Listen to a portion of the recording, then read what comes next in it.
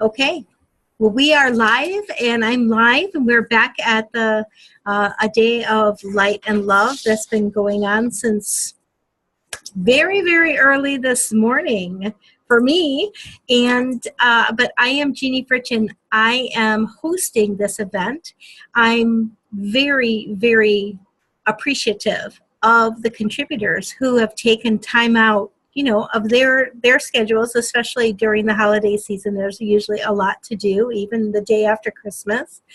And I appreciate you, Gina. I know that you are in a kind of a life evolution period, so there's a lot happening with you, but you carved out the time. And this event was created to introduce a wave of light and love into the world and into people's lives, because this will be a conversation that you'll be able to pick up on, or I'll hand the baton to you here, because when we fix ourselves, and fix is a bad word, isn't it? I'm not sure that's appropriate. But when we do the work to improve ourselves, when we care for ourselves, and we dive in and do the work, the ripple effect of that in all areas of our life shows up. So Gina Brogan is a spiritual mindset coach. You work principally with women, I believe. You work with men too? I do on a one-on-one, and I have in group settings before. Currently, I am working in the Magnetic Living Mastermind group, which is for women. And so to answer your question, primarily with women, frequently with mothers and women who are in major transition in their lives, or considering or recovering from big transitions, relationships, recovering from disempowering to toxic to even abusive relationships, recovering from major life transition or trauma or career change, that kind of thing. So my company is Second Act Life Coaching. So it's really working on healing from the inside out and finding that wholeness of ourselves and loving our whole selves as a means to living a more passionate, more satisfying, a more empowered life. Awesome. Well, that is really what we're here today to talk about, because when we find ways to bring light and love into our world, when we increase it, right? There's certain things that occur, and those are the things that we can heal, right? Absolutely. And first of all, before I get too much into it, I do want to say how honored I am to be part of this, be invited to be a contributor to this, because when you first told me about it, I was like, this is so wonderful and so much more of what the world needs. And I think that it's really does help heal the world, one conversation at a time. Yes. So as you were saying, yes, as we heal on the inside in terms of, loving our full selves and treating ourselves with the respect that we wish for from others, that we would like to receive from the world, it all starts when we start to treat ourselves with that respect through connecting with ourselves. And one of the people who I really, really admire and study is Dr. David Rico, and he talks about what we all come into this world as our basic needs, and needs for attention, affection, acceptance, appreciation, and allowing. So if we just started right there as humans, as women, as people, looking in the mirror every What were morning, those 4 things? there are 5 things. 5 things. Yeah, the 5 A's. So the first is acceptance. I accept you as you are. Then there is affection, appropriate affection. When we get affection from our parents, we cry out, we get the affection that is age appropriate. throughout our lives, and then we can, ask for it and expect it in as we grow and evolve. Appreciation. I appreciate you and your unique gifts. What was it? Acceptance, affection, appreciation. I always forget one, but I did say it. And anyway, the last one is allowing, and I'll come back to it. I'll get it. But allowing each of us individuals to be who we are as we grow more independent, and as our family unit allows us to be us rather than controlling who we are, then we are able to love ourselves more fully. And frankly, it doesn't always happen. Most people don't get all of those in their family unit, in their community, as in their growing circle of life as they grow up.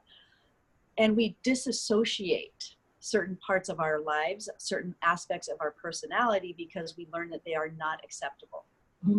We learn stories about, well, a good girl looks like this and behaves like this. A good boy, a strong boy does this. And we start to disassociate and unlove parts of ourselves.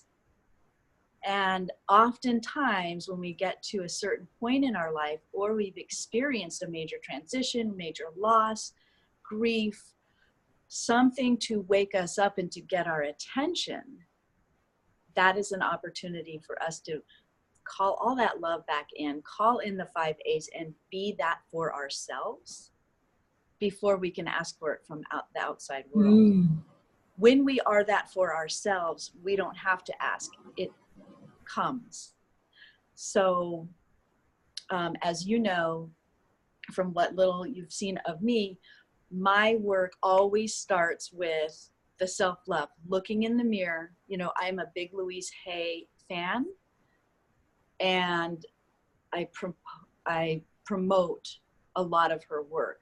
Her work works, and it starts in the mirror. So waking up every day in the mirror and looking in the mirror, and I literally do this. I say, Gina, I love you. I love you very much. And I smile, and I have a mirror at my desk, and I look at it and I flirt with myself, and I give myself that loving attention and affection that I want. And that builds my confidence. That gives me a sense of I matter in this world. So the next level of self-care that I really love to talk about and work with my clients is, how are you loving your body? How are you treating your body? Are you treating your body with the respect that you would want your children to treat their bodies with? Are you getting sufficient sleep? Are you exercising and moving the energy through your body? Are you getting proper nutrition? Whatever that looks like for you, whatever. And a lot of my work also involves connecting with your heart, body, and mind, so that the more connected and aligned you are, the more you will take cues from the outside world about what foods are right for me. And you will start to make better choices, healthier choices that serve you.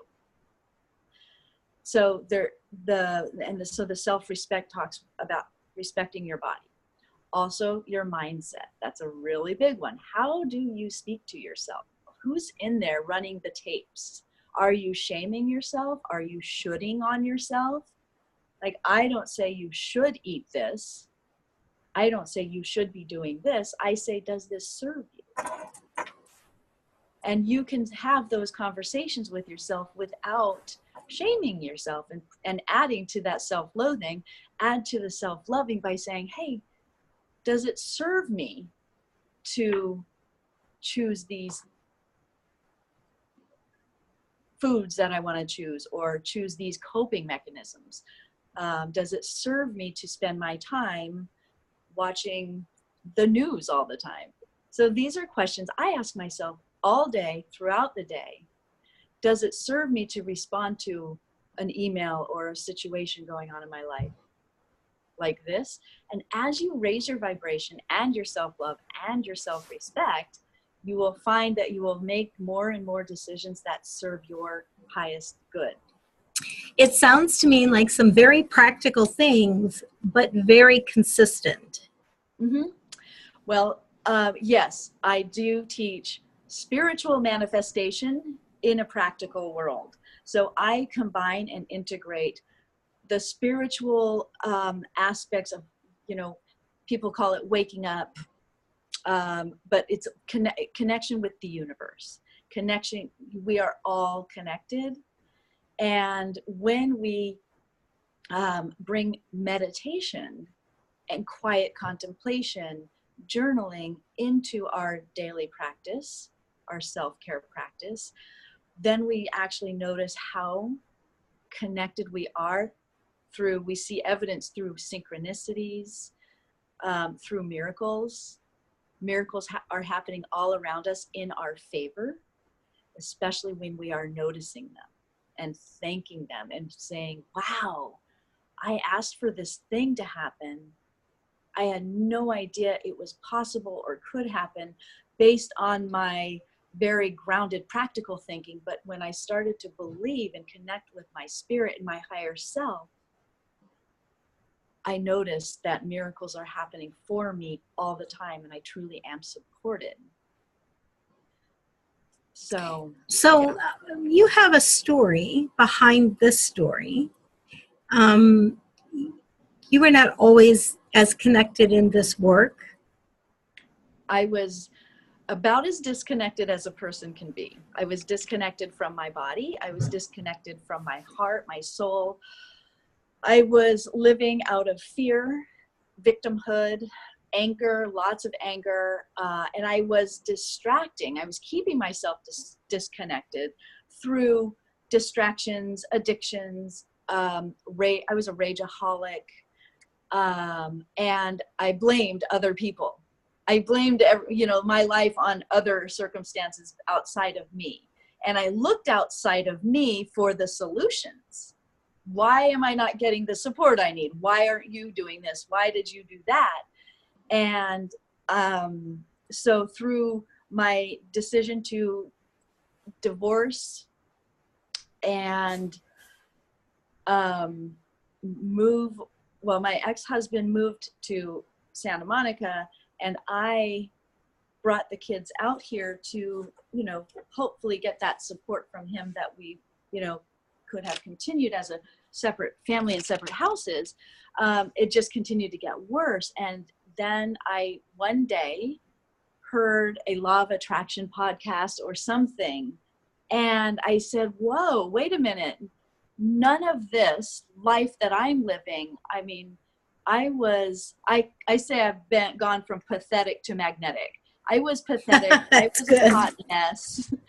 My life was absolute chaos and confusion all the time. I have an autistic son. He and I were in constant conflict. We were one of those families where the police were called because there was screaming and chaos coming out of our homes. And I was embarrassed for who I was. So I realized, I got that message, wait a minute, everything that I'm experiencing right now, each and every experience I have is my responsibility. Somehow I have created this, and I don't want this anymore. And I started to dream about what I did want. The first thing on that list was harmony. I wanted harmony. I had wanted children since I was 8 years old. And I've followed a path of wanting children. I was a soccer coach, a teacher, a tutor, a nanny, everything. And then when I became a mother, my whole life fell apart. I'm like, wow, this is interesting. So I knew that I wanted peace and harmony with my children within my home. And one thing led to another, and I started to do some personal growth work. I started to connect with myself. Then I somehow got involved in a Reiki training, and that led me to the practice of meditation, which I was like, oh yeah, that's not me. I'm not that type. I'm too, I'm go, go, go. I'm a doer. But, divine guidance brought this angel into this Reiki group with me, and she kept telling me, your guides are around you. They're saying meditation, meditation. Just try it. Kept resisting until I didn't, and then I tried it. And that was really one of the biggest changes in my life in terms of raising my vibration, calming my central nervous system down, and giving me, first of all, a buffer between something happening and my response to it. And then I started to connect with who I am and what's going on, and that I am a worthy human. And that's when, like, my self-care, coaching sort of was born. And I started to connect that with other self-care habits that I share with my clients and my audience all the time now, to raise your vibration, raise the connection with your world, and heal yourself so you heal your surrounding environment, the people most close to you in your life. And, you know, then from there is the ripple effect.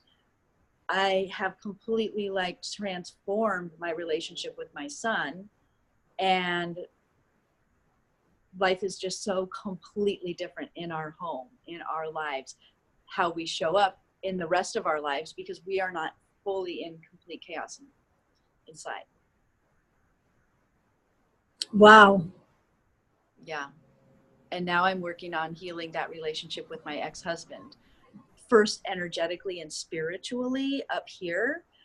And I'm already seeing evidence of it manifest in our practical communication and how we are showing up for each other as co-parents. Wow. And this has been a very toxic relationship, divorce situation. But now I feel I'm experiencing and seeing the evidence of the healing. And it's amazing. That is amazing. Yeah. Because as I say, not only am I changing my life, my kids' lives, Oh, his yes. life, but through this, changing the course of history. Absolutely. Through the legacy. And I know you talk about children and Yes. healing, so you understand that. Absolutely. Now that is a beautiful thing. You mentioned the word responsibility. Yes. In my experience, some people have difficulty with that word, responsibility, because I think they see responsibility as blame, which is really not what true responsibility is. Would you talk on that a little bit? Because you've mentioned responsibility, like your own self. Like Mm-hmm. there was a bell went off, or some light was let in, some light was cast, and you started to walk, right? And then eventually more confidently, right? But at some point you had to take on, I call responsibility, to me, is not like blame. It's like ownership. Yeah. Right? It's taking back your power. Maybe that's another way to say it, because It's a great way to say it. you don't want anybody. I am so, I'm allergic to ever wanting anybody to feel shame, because that's what gets us here. Blame and shame, they go hand in hand, they rhyme. Yeah. And one of the things I love to teach myself, I'm learning and teaching, is assertive communication, or nonviolent communication, where you can express to somebody, this happened, I felt this way, and you do it in such a way where you're not making anybody wrong. It's not, you did this and made me feel this way. No. Mm-hmm. You know what I mean? So yeah, and the words, I think, are so powerful, because yeah, if you say, well, that's your responsibility to take care of your own self, that does, especially very sensitive people, that will put them off, and it could make them feel like, well, therefore you're not going to help me or whatever.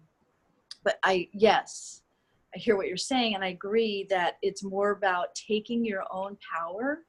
And I remember somebody saying that to me before I was really ready to hear that and understand it. Yes. And I didn't know what that meant.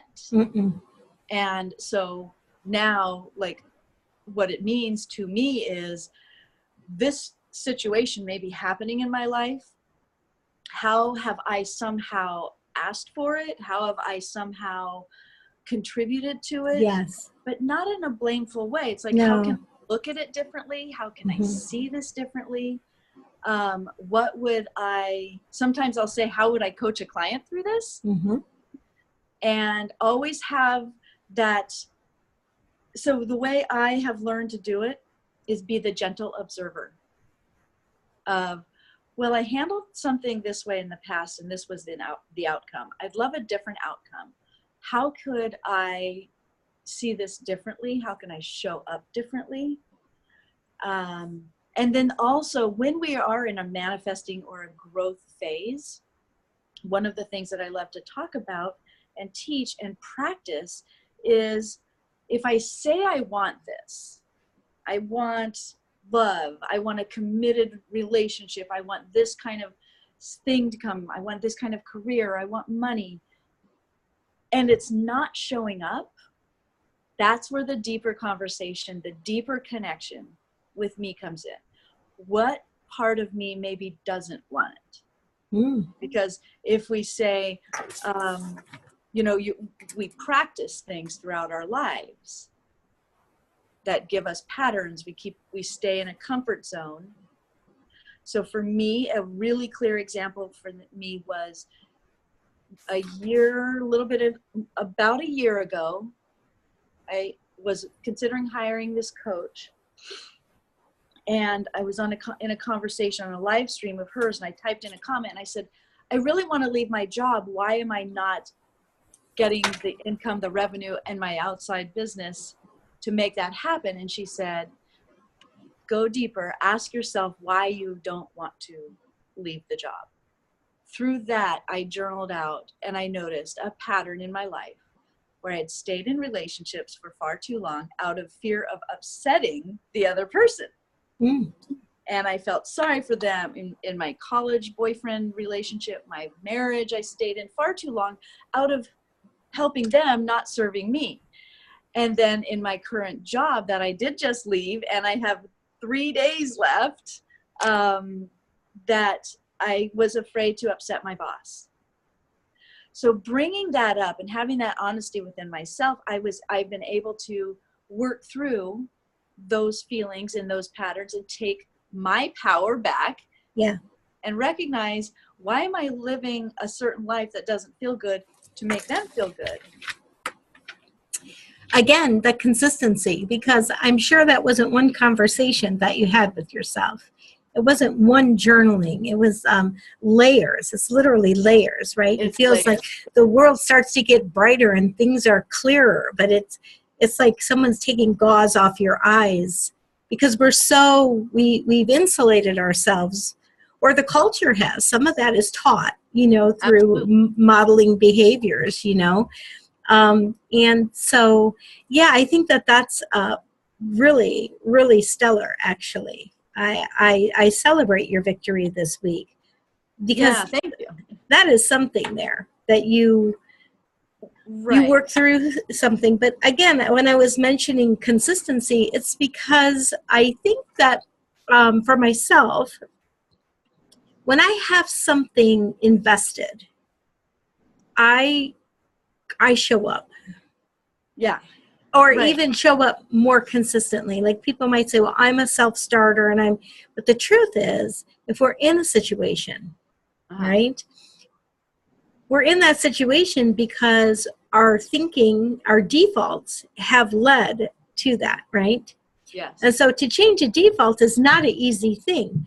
It can happen, like, I've had epiphanies, like literally in the course of a conversation with a person who is there to serve in that capacity of my thinking, right? Helping me through my thinking as a guide almost, because they've been through the minefield. They're on the other side and they're, right?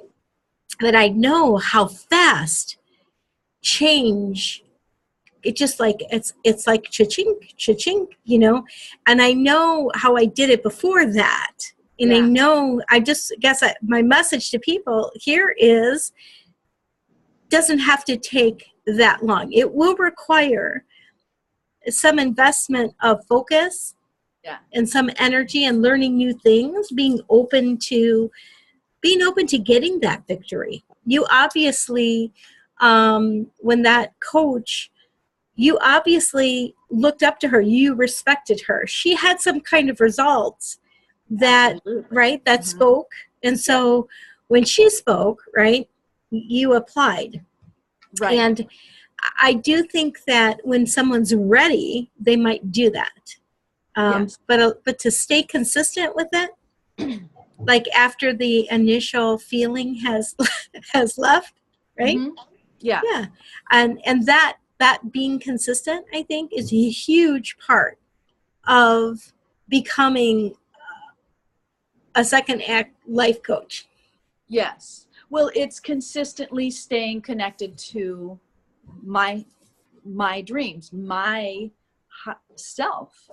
And like you said, that journal was an epiphany, but it didn't end there. Then it was like, okay, so you recognize the pattern. Now what? And how do I start to say, well, does this pattern serve me? No longer does it serve me. It may have kept me in a position to stay in a comfort zone. But for most of us, we don't leave our comfort zone until there's a reason. There's a calling, there's an awakening, there's a diagnosis, a job loss, a divorce. Sometimes it's something devastating. And these things happen in stages, and it can be a big thing, it can be little things.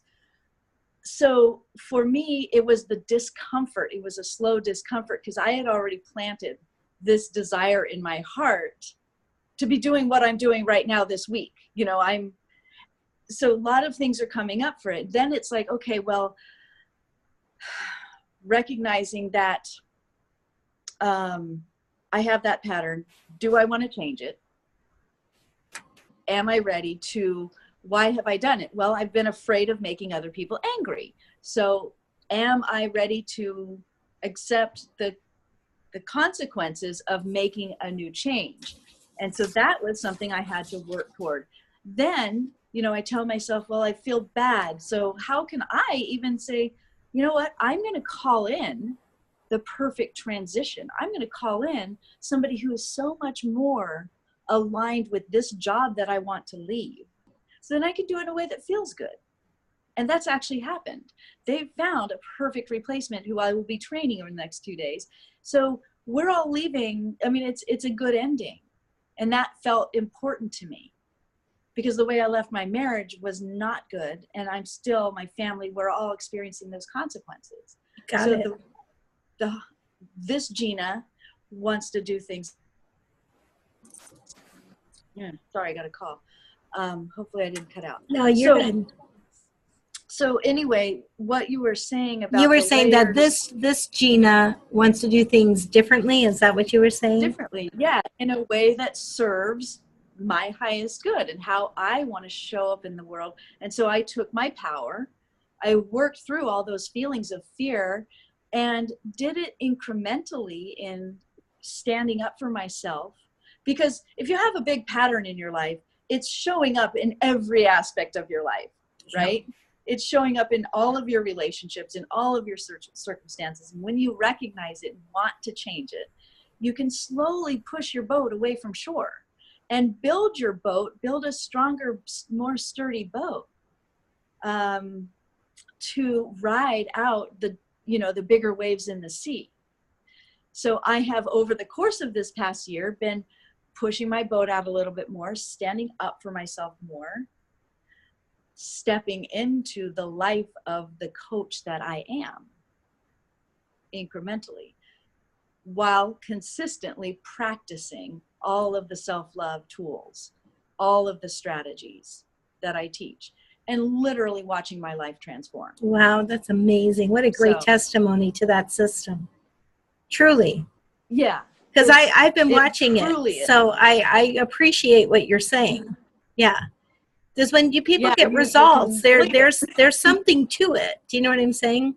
When there's results There's being something to it. gotten. So you're Yeah. speaking about your coaching. How do people work with you? Do you I know some people, everybody kind of has their own sort of programs, and whether they do one-on-one or group. How Right. because we're going to Yeah. And post links let me to speak on. things. I'm going to make sure I post Oh, links okay, to great. things under this. So if you're watching the replay, go down in the comments and look for the links for what Jeanne is going to talk about Oh, here. that's amazing. Yeah. And one thing I want to say about that is, as anybody who goes through this, and I know you have done a lot of this work too, as you become a coach, and one of the reasons why I've started working with the coaches I've chosen is because of their energy. So as you raise your vibration through treating yourself better, raising your standards, asking for more people want to be in your energy, and that's how you become magnetic for the relationships, the jobs, the careers, the money, and the harmony that you desire. So that's one reason I was working with that coach. She has such high vibration energy, and I just was like, I love being in that energy. So how to work with me is, there's various ways, and what I would love to do to celebrate the season and your Love and Light broadcast is to offer free oracle readings, a private reading that I will post a link to, for anybody who wants, just a one-on-one conversation with me. But also there is, I'll post a link to my website, so you can see GinaBrogan.com and see the various packages, a little bit more of my story, and some free downloads that I have on there. Awesome. That's great. Yeah. And currently I have my Magnetic Living Mastermind group, which I am just absolutely loving. We started in December, and January it's going to go big, because that's when I am dedicating. I've left my job. I will be relocating and having all that time to really focus on my group. And we will post a link to that, because Excellent. that's a monthly membership that we are building a tribe, a community of people who are like-minded and looking for that support as we go through these transitions and learn to love ourselves more and see the highest version of ourselves and start acting as if now. The more love Yes. that you felt for yourself, Yes. the more love you gave others. Would that be consistent with your story? Absolutely. Yes. As I fill my cup, I have so much more to share. You can't pour from an empty cup. We all know that, put your oxygen mask on first analogy. That's so true. And it's so relevant to so many moms and women in general who feel like, in order to be worthy, I have to keep giving. Yeah. And I know so many people who I work with in my groups and individually who are saying, it's my turn, but I don't know how, because they have given everything in the hopes that the world would give back to them. But one of the things to notice is the universe will give you what you ask for.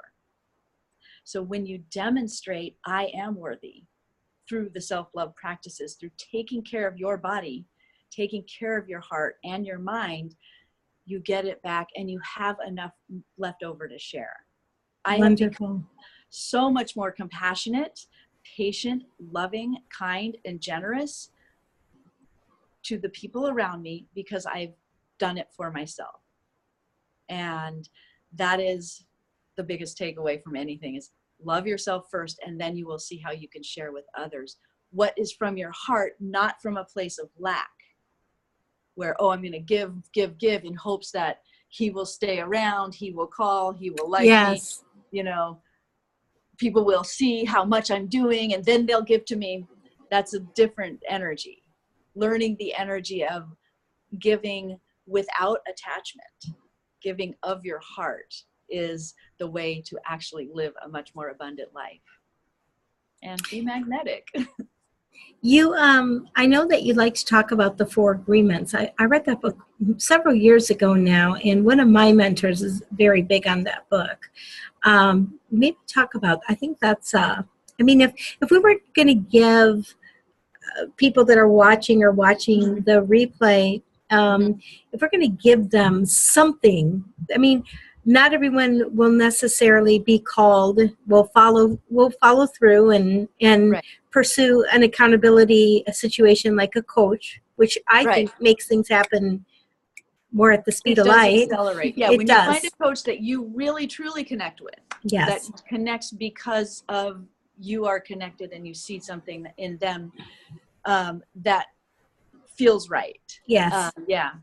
But so if I was going to suggest something to take away, I can tell you the Four Agreements was one of the most important things for me when I was feeling this big. I was living a life of chaos. I had actually started at I was a stay-at-home mom after giving up my teaching career for 10 years. Then I moved to a new city and started over literally in the mailroom. I started as a part-time assistant in, sorting mail and filing. And I became aware of the Four Agreements by Don Miguel Ruiz, which are on my refrigerator right now. Be impeccable with your word. That means like connect with, be in alignment, say what you do what you say, no gossiping, and be kind to yourself and others with your words. Always do your best. Always know that I'm going to show up and I'm going to be the best I can in this moment. I'm doing the best I can with the tools I've got. That's a very compassionate way of, knowing that it's okay. I'm not going to be perfect, but I'm doing my best. And then let's see, don't make assumptions. This is something so many people do. She didn't call me. I didn't get the sale, this or that. That means it always tends to come back to some fear or lack reason. That's because they don't love me or I'm not good enough, right? If you follow through and you check that and maybe ask somebody why something didn't happen or whatever, 9 times out of 10, your assumptions are not right. So don't make assumptions. And if you do want to make assumptions, assume that everybody loves you. If you want to make an assumption, assume that the world loves you and the universe has your back. And the fourth agreement is, what is it? Wait. Oh, this is the one that got me through. Don't take anything personally. Because I had such low self-esteem, because I had no self-confidence, I always thought people didn't like me, were talking about me, and I had very, very low vibration thoughts. And when I started to apply that take nothing personally, like, oh, she didn't call me, I didn't say that's because she didn't like me. I just said she's busy, or, it's not about me. That got me through some of my darkest days. And another really important takeaway that got me through also, which is loving yourself and healing from the inside out, is the Ho'oponopono prayer.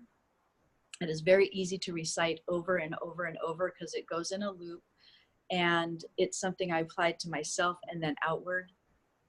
And it is... Can you spell that for people? I can show you, yes. It's a Hawaiian origin, correct? Yes, and I can actually I can send to you the link to the story behind it. Perfect. This will be spelled backwards here, but it's... Oh, we got it. Ho'oponopono. I love you. Please forgive me. Or wait, I'm sorry. Please forgive me. Thank you. And as I would say this to myself over and over and over, I would say it to the people who I had the strongest, hottest conflict with. And I think that also helps with the healing process. And the story behind that is mind-blowing about this Hawaiian. Do you want me to go into it? Just sure. So this Hawaiian psychiatrist or therapist went to it was a one of those high security prisons in Hawaii, or a mental institution, I forget, but they were, the people there were in maximum security. He would go in there and take each and every inmate's file, just their file. He didn't even go see them in person. And he would do this prayer over and over and over for each inmate's file. And slowly but surely, each inmate was released. Their behavior changed, everything changed, their vibration. They shut down that facility because it was empty. That is the story I know that I've read. Wow. So powerful just by doing this healing work and really bringing that energy. When I am in a situation and I'm about to have a conversation with somebody, I will, before it, when it's coming from I want something that I'm not getting, or something's off, or that anger energy or frustration, I will first go through and remember, we're all one. Nobody's doing anything to me. This person is showing up for me, for my growth. So how can I show up as this version of me and invite that person here to meet me? So I will say this prayer, and I will also say, bring in an energy of love versus the energy of anger.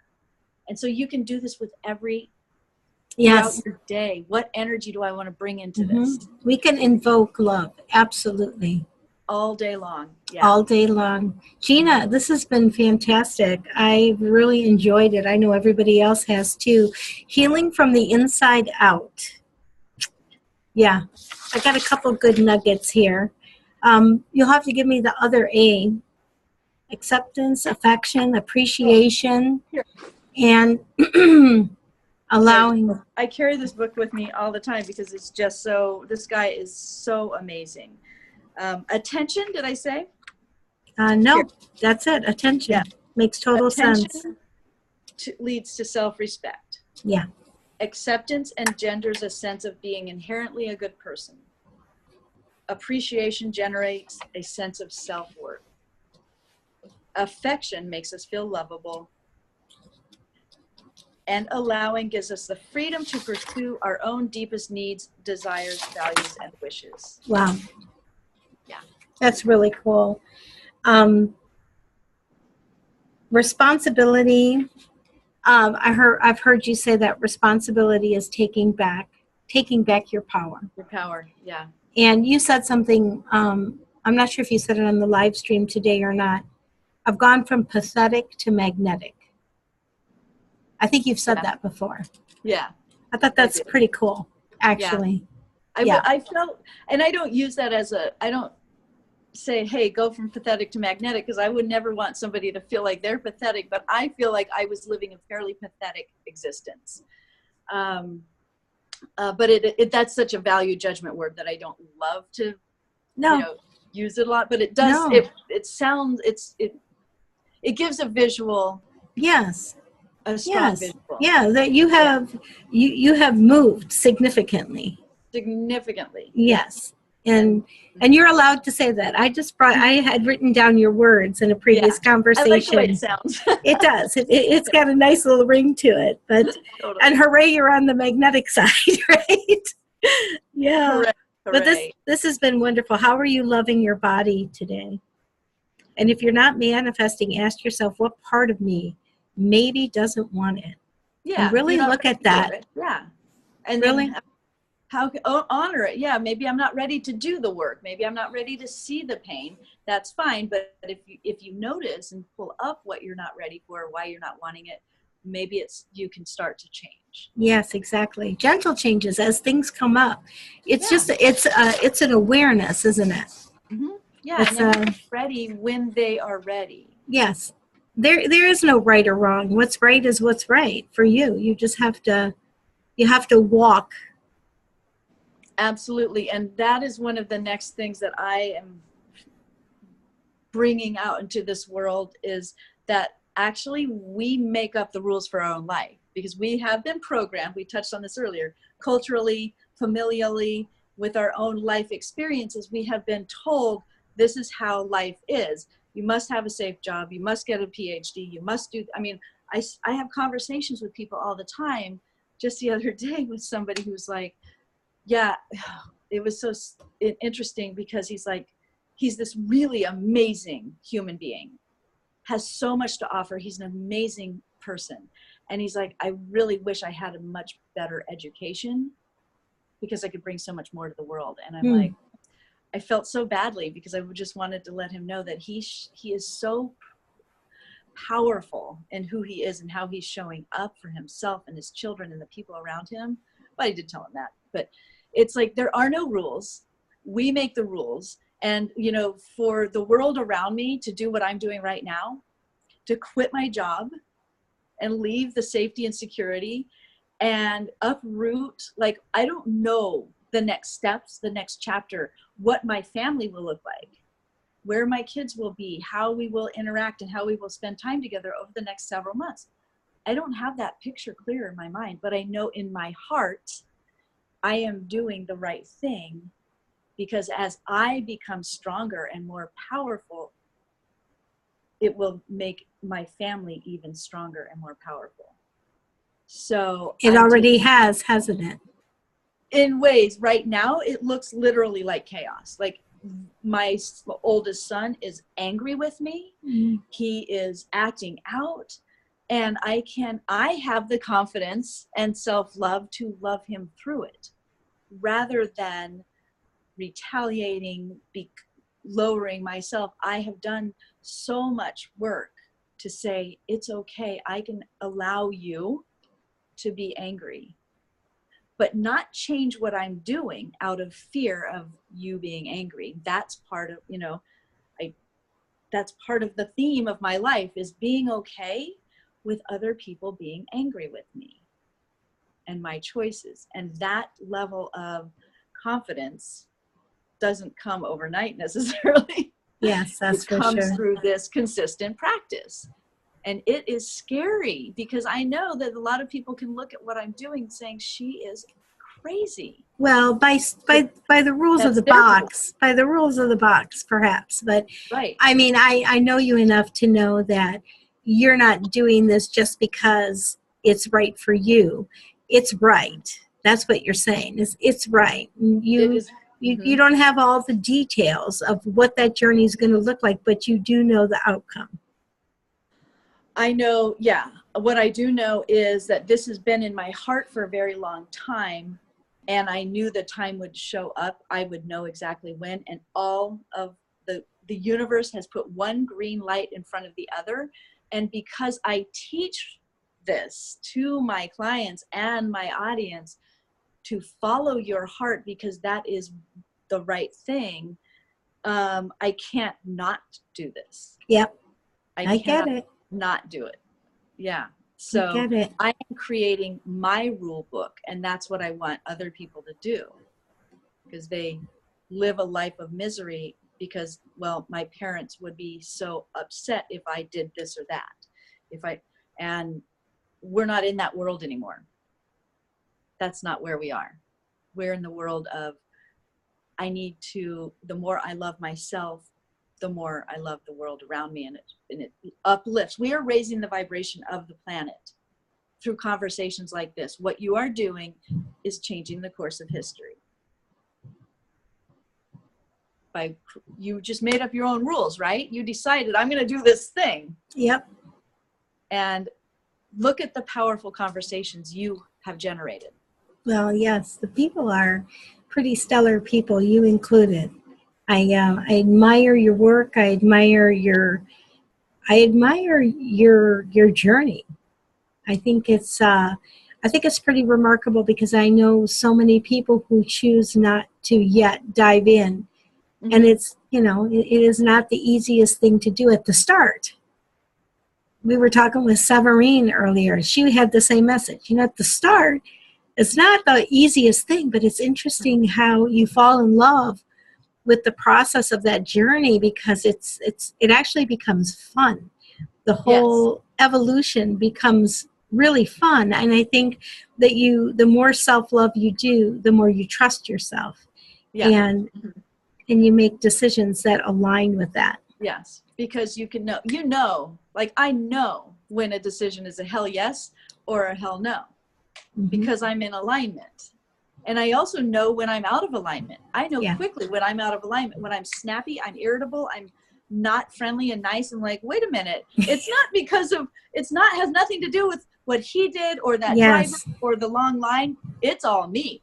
Yes. That I am the difference. I have to take my power back and say, did I get enough sleep? Am I hungry?